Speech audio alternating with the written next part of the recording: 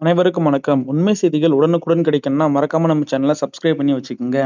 8வது ஊதியக்குழு ஓய்வூதியதாரர்களுக்கு மிகப்பெரிய நிவாரணம் கிடைக்குமா? புதிய கோரிக்கைகளை முன்வைத்த ரயில்வே மூத்த குடிமக்கள் சங்கம். 8வது ஊதியக்குழுவிடம் முக்கிய கோரிக்கைகள்: ஓய்வூதியதாரர்களுக்கு நிதி பாதுகாப்பு வழங்க வலியுறுத்தல். 8வது மத்திய ஊதியக்குழுவின் பரிந்துரைகள் குறித்த எதிர்பார்ப்பு அரசு ஊழியர்கள் மற்றும் ஓய்வூதியதாரர்கள் மத்தியில் தொடர்ந்து அதிகரித்து வருகிறது. இந்த நிலையில் ஓய்வூதியதாரர்களின் நலன்களை மையமாக கொண்ட பல முக்கிய கோரிக்கைகளை ரயில்வே மூத்த குடிமக்கள் நல சங்கம் 8வது ஊதியக்குழுவிடம் முன்வைத்துள்ளது.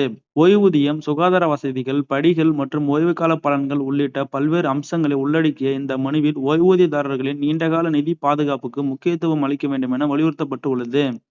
8வது ஊதியக்குழுவின் பரிந்துரை விதிமுறைகள் தொடர்பாக பல ஊழியர் மற்றும் ஓய்வூதியர் சங்கங்கள் அதிருப்தி தெரிவித்துள்ளன. குறிப்பாக பழைய ஓய்வூதிய திட்டம், ஓய்வூதிய சமநிலை மற்றும் ஓய்வு பெற்றவர்களின் நீண்டகால கோரிக்கைகள் போதுமான அளவில் கவனிக்கப்படவில்லை என குற்றச்சாட்டு எழுந்துள்ளது. பல ஆண்டுகள் அரசு பணியில் சேவையாற்றிய ஊழியர்களுக்கு ஓய்வுகால பலன்கள் முக்கியமான சமூக பாதுகாப்பு அம்சமாக உள்ளதாக RSCWS தெரிவித்துள்ளது. பணியில் இருக்கும்போது கிடைக்கும் பல்வேறு படிகள் ஓய்வுக்கு பிறகு நிறுத்தப்படுவதால் ஓய்வூதியதாரர்களின் வருமானம் குறைகிறது. அதே நேரத்தில் மருத்துவ செலவுகள் மற்றும் வாழ்க்கை செலவுகள் தொடர்ந்து உயர்வதால் ஓய்வூதியதாரர்கள் சிரமங்களை எதிர்கொள்கின்றனர். இதனால் ஓய்வுக்கு பிறகும் கண்ணியமான மற்றும் நிதி ரீதியான பாதுகாப்பான வாழ்க்கையை உறுதி செய்யும் வகையில் 8வது ஊதியக்குழு நடவடிக்கை எடுக்க வேண்டும் என்று அந்த அமைப்பு கோரியுள்ளது.